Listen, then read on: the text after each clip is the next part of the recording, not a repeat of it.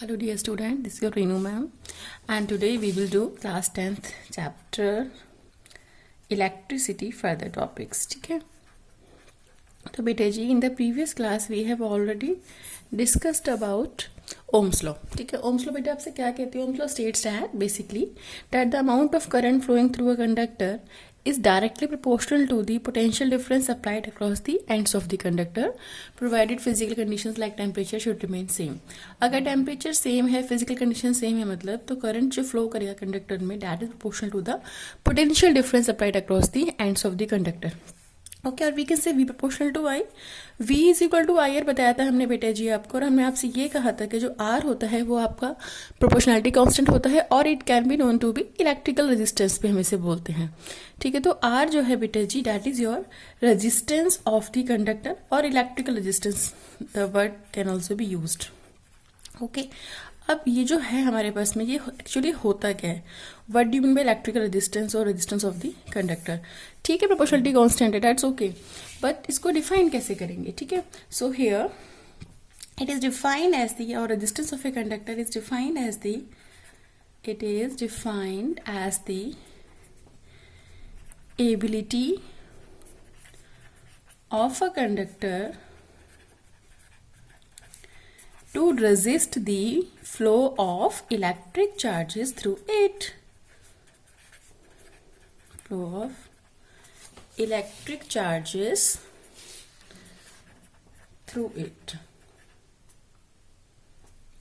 Okay, यानी कि ये बेसिकली है कि आपके पास में बेटा जी रेजिस्टेंस जो है वो आपके पास में कोई कंडक्टर है, सपोज यहाँ पे हमने कंडक्टर ही लिया. अब कंडक्टर में क्या करेंगे बेटा? इलेक्ट्रॉन्स मूव कर रहे हैं. क्या इलेक्ट्रॉन्स मूव कर रहे हैं? सपोज कीजिए कि मैंने यहाँ पे बैटरी अटैच कर दी. ओके, अब ये पॉजिटिव हो गया, नेगेटिव हो गया, तो करंट की डायरेक्शन ये होगी, लेकिन electrons will move from this side. Electrons जो है बेटा वो आपके इस तरफ मूव करना शुरू कर रखे हैं, नेगेटिव से पॉजिटिव की तरफ जाएंगे. फाइन, अब हो क्या रहा है यहाँ पे? इलेक्ट्रॉन्स नेगेटिव टर्मिनल से पॉजिटिव टर्मिनल की तरफ जाएंगे. तो जब इलेक्ट्रॉन्स जा रहे हैं तो आपस में क्या करेंगे? कोलाइड करेंगे. ऑब्वियसली फॉर एग्जांपल असेंबली में आपको छोड़ दिया जाए तो ऑब्वियसली आपसे कहा असेंबली से क्लासरूम में जाना है, असेंबली ग्राउंड से, तो आप स्ट्रेट, अगर टीचर ना हो तो आप स्ट्रेट लाइन में जाएंगे नहीं, तो आप कैसे जाएंगे? आपस में एक दूसरे को हिट कर ही देते हो, कैसे तरीके से कोलाइड कर ही देते हो. तो यहाँ पे भी इलेक्ट्रॉन जो है कंडक्टर के अंदर मूव कर रहे हैं और during movement inside the conductor they will collide with each other. Collide करेंगे नहीं, वो रजिस्ट कर रहे हैं एक दूसरे को. तो यानी कि यहाँ पे हमारे पास में रेजिस्टेंस क्या होगा? रेजिस्टेंस आपके पास में एबिलिटी है कंडक्टर की. क्या एबिलिटी है? To resist the flow of electric charges through it. जो उसमें इलेक्ट्रिक चार्ज मूव कर रहे हैं, माने जो इलेक्ट्रॉन्स मूव कर रहे हैं, उनके फ्लो को जो रजिस्ट करने की, रोकने की, अपोज करने की जो एबिलिटी है कंडक्टर की, ठीक है, that is your electrical resistance. Okay बेटा, इसकी ऐसा यूनिट जो होती है वो क्या होती है? ओम. ठीक है, सिंबल इसका ओम का ये होता है आपके पास में. फाइन, अब फर्दर बात करते हैं. मैंने भी आपको बताया बेटा आर जो होता है वो हमारा वी अपॉन आई होता है. आर क्या है बेटा? Resistance, that is equal to V upon I. अब आर वी अपॉन आई होता है. You are already aware that the SI unit of potential is volt, SI unit of current is ampere. तो हमारे पास बेटा यहाँ से क्या आ जाएगा? यहाँ से आ जाएगा 1 ohm is equal to 1 volt upon 1 ampere. ये आ गया आपके पास में. That means you now you are able to define 1 ohm. कैसे डिफाइन करेंगे हम 1 ओम को बेटा? डिफाइन 1 ओम एग्जाम में आ गया तो कैसे डिफाइन करोगे? Simply if 1 volt potential difference is applied across the ends of the conductor and the amount of electric current flowing through it is 1 ampere, then the resistance offered by the conductor is said to be 1 ohm. माने कि अगर आपके पास में आपने 1 volt potential difference apply किया है ends of conductor के अक्रॉस, माने जो कंडक्टर है उसके एंड्स के अक्रॉस आप 1 वोल्ट पोटेंशियल अप्लाई कर रहे हैं और इलेक्ट्रिक करंट कितना फ्लो कर रहा है बेटा हमारे पास में इसमें कंडक्टर में? 1 एम्पियर. तो हम बोलेंगे resistance of the conductor is 1 ओम. ठीक है, मैं यहाँ पे लिख देती हूँ. When 1 volt potential difference is applied across the ends of the conductor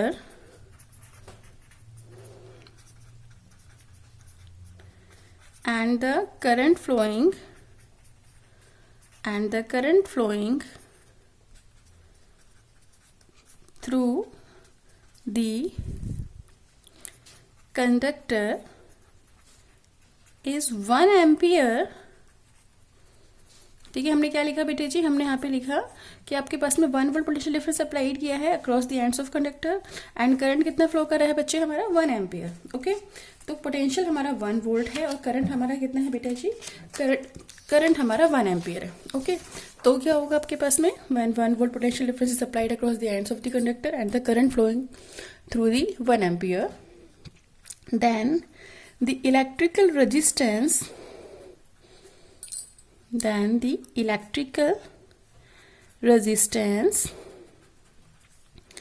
of the conductor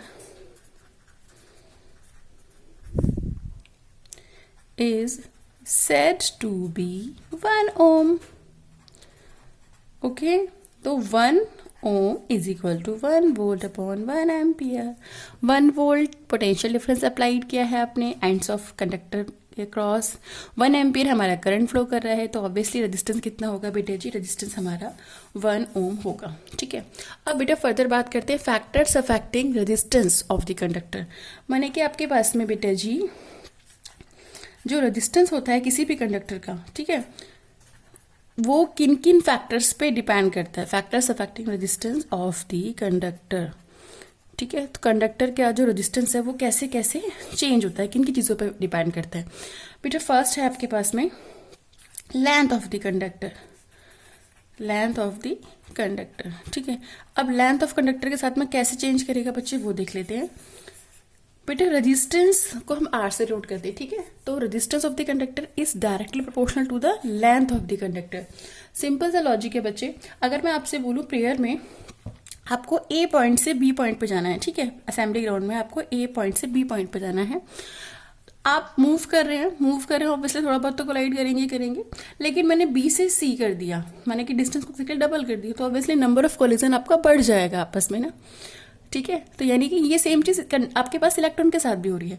जब इलेक्ट्रॉन्स कंडक्टर में मूव कर रहे हैं बेटा जी, तो ए टू बी पोजिशन पर जाने के लिए जब वो जाते हैं तो वो आपस में क्या कर रहे हैं, वो आपस में कोलाइड कर रहे हैं. ठीक है, तो यानी हमारे पास रेजिस्टेंस आ रहा है यहाँ पे. अब उनका लेंथ मैंने बढ़ा दिया, मतलब कि उनको जो ट्रैवलिंग का जो डिस्टेंस है उसे हमने बढ़ा दिया. जब ट्रैवलिंग का डिस्टेंस बढ़ा दिया तो क्या होगा, यानी कि नंबर ऑफ कोलिजन और हो जाएंगे इंक्रीज. यानी कि resistance of the conductor is directly proportional to the length of the conductor.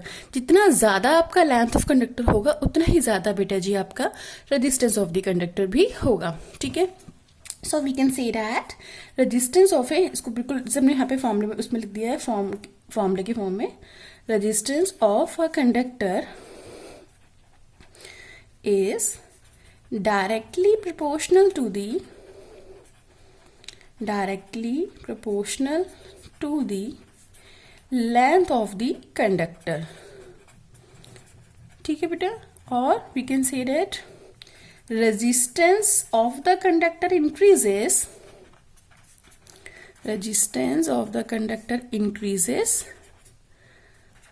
on increasing length of the conductor. ठीक है, यानी कि अगर आप कंडक्टर की लेंथ को इंक्रीज करेंगे तो रेजिस्टेंस जो होगा कंडक्टर का वो भी इंक्रीज कर जाएगा बेटा. ठीक है, सपोज पहले आप 5-6 फ्रेंड थे, आप सपोज 10 मीटर ट्रैवल कर रहे थे, तो आपने कम कोलाइड किया, लेकिन जैसे आपका टाइम की जगह 20 गया, 30 गया, 35 गया, 40 गया, तो जैसे जैसे हम डिस्टेंस बढ़ाते गए बेटा, तो वैसे वैसे नंबर ऑफ कोलिजन भी बढ़ता जाएगा. ठीक है, तो यानी कि हाँ, resistance of the conductor is directly proportional to the length of the conductor. Length बढ़ाएंगे रेजिस्टेंस बढ़ेगा. ठीक है, रेजिस्टेंस इंक्रीज करेगा कब, अगर आप लेंथ को इंक्रीज कर रहे हो. ठीक है, और रेजिस्टेंस डिक्रीज करेगा कब बेटा जी, if length of the conductor is decreases. ठीक है, आई विश आपको समझ में आ गया होगा. तो ये फर्स्ट फैक्टर है लेंथ ऑफ द कंडक्टर. बेटा सेकंड फैक्टर हमारे पास में होता है cross sectional area of the conductor. Cross sectional area, okay, not cross sectional area of the conductor. अब इसके साथ में क्या इशू है वो देख लीजिए. यानी कि अगर हमारे पास में हम क्रॉस सेक्शनल एरिया को इंक्रीज करें या डिक्रीज करें तो आपके पास में रेजिस्टेंस कैसे वेरी करेगा, आप उसको देखते हैं. ठीक है बेटा, होता है R proportional to 1/A. That means resistance of the conductor is inversely proportional to the cross sectional area. अब क्रॉस सेक्शनल एरिया से मतलब क्या है वो देखिए. ठीक है, जस्ट अ सेक. ओके, तो बेटा क्रॉस सेक्शनल एरिया से क्या यहाँ पे क्या पर्पस है क्रॉस सेक्शनल एरिया? देखो ये रहा हमारा कंडक्टर, ठीक है, here I am having my conductor. बेटा जी ये वाला जो एरिया होता है ना, कौन सा वाला, ये वाला, ठीक है, जिसमें से पास ऑन होना है इलेक्ट्रॉन्स को, तो ये वाला जो हमारा एरिया है इसे बोलते हैं बेटा जी हम cross sectional area, cross sectional area. Okay, आप क्या करने वाले, इलेक्ट्रॉन्स हमारे मूव कर रहे हैं, ठीक है, अब इस एरिया के थ्रू मूव करेंगे। इसको हम लोग इस तरीके से ले सकते हैं, फॉर एग्जाम्पल आपके घर में पार्टी है, ठीक है, आपके घर में पार्टी है, आपने अपने फ्रेंड्स को बुलाया, तो बेटा क्या करते हैं, जो हमारा मेन डोर होता है उसमें ना 2 गेट्स होते हैं, एक तो बड़ा वाला, ये कहोगे मैम क्या बता रही है, एक तो बड़ा वाला डोर होता है मेन गेट, ठीक है, और एक आपके पास में छोटा विंडो गेट होता है, ठीक है। तो क्या करते हैं, आप इसी से कंपेयर कर लेते हैं, बेटा आपके फ्रेंड्स एक साथ आ गए सारे, फॉर एग्जांपल बहुत सारे फ्रेंड्स थे, सब एक साथ आ गए, आपने छोटा वाला गेट को ओपन किया हुआ है, तो जब वो अंदर आएंगे आपके फ्रेंड्स इस गेट के थ्रू आपके घर में आ रहे हैं, एंटर कर रहे हैं, तो उस केस में नंबर ऑफ कोलिजन ज़्यादा हो गया, छोटा गेट खोल रखा था भाई आपने, ठीक है, वैसे ऊपर का स्पेस खाली है, वो दोनों केस में खाली रहेगा, बट स्टिल इसको हम मतलब जस्ट लुक लाइक कह सकते हो, एग्जाम्पल की तरह ले लो, ठीक है। तो हमने छोटा वाला गेट ओपन किया तो नंबर ऑफ कोलिजन बढ़ गया, लेकिन जब मैंने बड़ा गेट ओपन किया, पूरा का पूरा कंप्लीट गेट को ओपन कर दिया, तो आपके फ्रेंड्स के पास में ज़्यादा स्पेस हो गया अवेलेबल मूव करने के लिए। तो वैसे ही हमारे पास में क्रॉस सेक्शनल एरिया जो है, अगर उसको हम इंक्रीज कर देंगे तो इलेक्ट्रॉन्स को मूव करने के लिए बेटा ज़्यादा एरिया मिल जाएगा, ज़्यादा एरिया मिल जाएगा, तो नंबर ऑफ कोलिजन जो है वो क्या हो जाएगा, डिक्रीज हो जाएगा। नंबर ऑफ कोलिजन डिक्रीज मतलब रेजिस्टेंस डिक्रीज हो गया, यानी कि हम कह सकते हैं that resistance of the conductor is inversely proportional to the cross sectional area of the conductor, ठीक है। क्यों, अगर आपके पास में एरिया को आप इंक्रीज करते हो, एरिया इंक्रीज किया तो उससे क्या होगा, आपके पास में number of collision among electrons और चार्ज कैरियर्स भी कह सकते हो डिक्रीजेस। तो एरिया बढ़ने से नंबर ऑफ कोलिजन क्या होगा बेटा, डिक्रीज, ज़्यादा स्पेस मिल गया ना मूव करने के लिए, तो नंबर ऑफ कोलिजन जो है वो डिक्रीज हो गया, तो अल्टीमेटली क्या हो गया, इससे रेजिस्टेंस जो है वो डिक्रीज हो गया, ठीक है। ऐसे ही अगर आपके पास में एरिया को आपने डिक्रीज कर दिया, क्रॉस सेक्शनल एरिया डिक्रीज कर दिया, एरिया को डिक्रीज करेंगे तो ऑब्वियसली कम स्पेस अवेलेबल है मूव करने के लिए, कम स्पेस अवेलेबल है मतलब कि जो नंबर ऑफ कोलिजन्स थे वो क्या हो जाएंगे बेटे जी, वो अब इंक्रीज हो जाएंगे, तो आपके पास में रेजिस्टेंस जो है वो भी इंक्रीज हो जाएगा। That means we will say like this, resistance of the conductor, resistance of the conductor increases on decreasing the cross-sectional area of the conductor.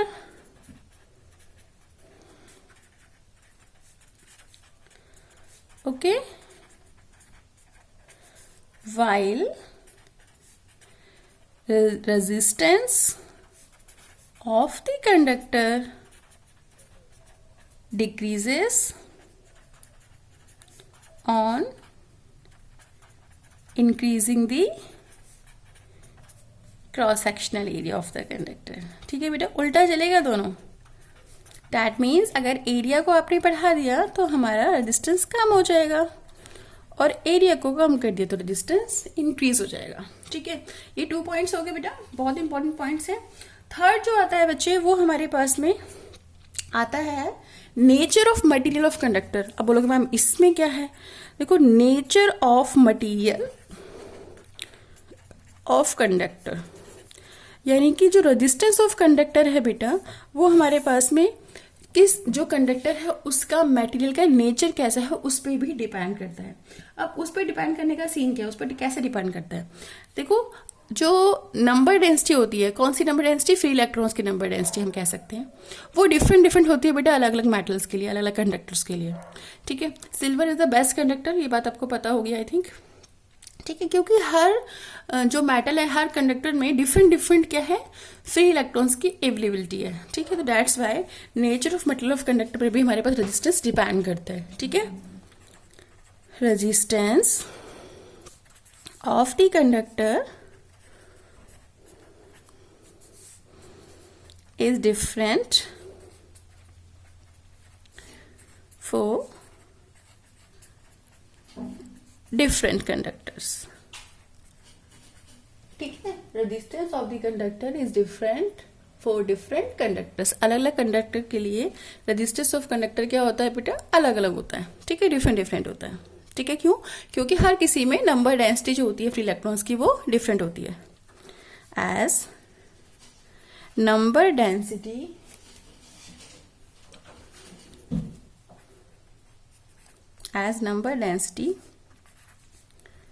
Of free electrons, और नंबर डेंसिटी ऑफ इलेक्ट्रॉन्स भी कह सकते हो, वो issue नहीं है। Number density of free electrons is different in every conductor. हर conductor में अलग अलग होती है number density of free electrons. ठीक है, तो नंबर डेंसिटी अलग अलग है, यानी कि नंबर ऑफ इलेक्ट्रॉन्स जो फ्री इलेक्ट्रॉन्स कंडक्शन कर रहे हैं वो अलग अलग है, तो ऑब्वियसली उसकी वजह से आपके पास में रेजिस्टेंस की वैल्यू भी चेंज हो जाएगी। ठीक है, इसका कोई अलग से एक्सप्रेशन नहीं है, जैसे हमने पीछे बताया था R proportional to L, R proportional to 1/, इसका कोई इस तरीके से एक्सप्रेशन नहीं है। ठीक है, and the most important thing, the fourth factor. Okay बेटा, fourth factor is temperature of the conductor. ठीक है, टेम्परेचर ऑफ द कंडक्टर। अच्छा, मैंने कंडक्टर वर्ड यूज किया है, तो ज़रूरी नहीं है कंडक्टर में ही करंट फ्लो करता है, उसी से रेजिस्टेंस होता है हमारे पास में। आपके पास सेमी कंडक्टर्स, हम मतलब एक्चुअली 12th का टॉपिक है, बस थोड़ा सा बताऊंगी बाद में, तो उसमें भी आपके पास में सेमी कंडक्टर्स में भी हमारा करंट फ्लो करता है, तो वहाँ पे भी रेजिस्टेंस एग्जिस्ट करता है। ठीक है, अच्छा, fourth factor, most important factor, temperature of the conductor. तो बेटा होता क्या है, जब आप ओम्स लॉ का एक्सपेरिमेंट करते हो लैब में, तो आपके टीचर आपको हमेशा बोलते हैं कि बेटा जी बार बार मतलब कि जो पावर सप्लाई है उसे रोक दीजिए बीच में, मतलब इंटरप्ट कराते हैं। क्यों कराते हैं? कॉन्स्टेंटली करंट नहीं फ्लो कराते सर्किट में। इसका सिंपल सा रीजन है, कॉन्स्टेंटली करंट फ्लो कराएंगे तो जो वायर होती है, रेजिस्टेंस वायर जो है, रेजिस्टेंस कॉइल जो आप यूज कर रहे हो, उसका टेम्परेचर इंक्रीज हो जाएगा। टेम्परेचर इंक्रीज होने से बेटा जो आपकी वैल्यूज है वी और आई की, वो चेंज हो जाएंगी, क्योंकि रेजिस्टेंस ऑफ कंडक्टर फिक्स होता है लेकिन गिवन टेम्परेचर पे फिक्स्ड है। अगर टेम्परेचर वेरी करेंगे तो रेजिस्टेंस भी वेरी कर जाएगा। ठीक है, तो इसका जो एक्सप्रेशन एक्चुअली वो होता है R is equal to R0 1 plus alpha T minus T nought. आप बोलोगे मैम ये अजीब सा फॉर्मूला कहाँ से आ गया? तो ये फॉर्मूला आपने नहीं लिखना, मतलब अभी 10th के लेवल में हम इसे नहीं लिखवाते हैं, बट 12th में लिखवाते हैं। तो 10th के लेवल में आप इसे नहीं लिखोगे, कोई बात नहीं। होता क्या बेटा, T नोट माने इनिशियल टेम्परेचर। इनिशियल टेम्परेचर पर रेजिस्टेंस कितना है? इनिशियल टेम्परेचर T नोट पे रेजिस्टेंस है हमारे पास में R0, and final temperature T पे रेजिस्टेंस है आपके पास में R। अल्फा जो है वो हमारे पास में कोएफिशिएंट हो गया आपके पास में। ठीक है, कांस्टेंट होता है ये पर्टिकुलर कंडक्टर के लिए। तो अगर हम टेम्परेचर को इंक्रीज करते हैं बच्चे, ठीक है, on increasing temperature resistance increasing, मतलब टेम्परेचर इंक्रीज करने से resistance of the conductor increase कर जाता है। टेम्परेचर को डिक्रीज करोगे तो रेजिस्टेंस जो है वो डिक्रीज कर जाएगा, लेकिन ये दोनों आपस में डायरेक्टली प्रोपोर्शनल नहीं होते, इनके बीच में ये रिलेशनशिप होती है। ओके, तो ये आपको ध्यान रखनी है। तो टेम्परेचर ऑफ द कंडक्टर यानी कि if we increases the temperature of conductor,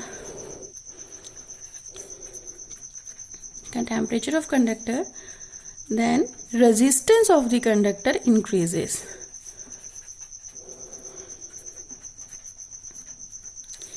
Okay, and vice versa is also true, माने कि अगर आपने टेम्परेचर को डिक्रीज कर दिया है तो रेजिस्टेंस आपका डिक्रीज हो जाएगा। तो आई विश आपको चारों फैक्टर समझ में आगे होंगे बच्चे। अच्छा, एक चीज़ है, इनको क्लब कर लेते हैं। ठीक है, अभी जैसे मैंने आपको बताया 4 फैक्टर्स बताए, तो R प्रोपोर्शनल टू L बताया बच्चे, इसको इक्वेशन नंबर 1 ले लेते हैं। R प्रोपोर्शनल टू 1/A कहा है, इसको इक्वेशन नंबर 2 ले लेते हैं। अब जब हम कंबाइन करते हैं, ठीक है, ऑन कंबाइनिंग 1 and 2, तो उस केस में क्या होगा बेटा, उस केस में हमारे पास में R प्रोपोर्शनल टू L/A हो गया। ठीक है, to remove this sine I will put a constant that is equal to rho, तो R is equal to rho L/A। ठीक है, अब रो जो होता है वो होता है आपके पास में रेजिस्टिविटी या फिर स्पेसिफिक रेजिस्टेंस, और ये भी एक प्रोपोर्शनलिटी कांस्टेंट ही होता है। ओके, तो यहाँ पे सिंपल सा, इसके बारे में नेक्स्ट क्लास में डिस्कस करेंगे।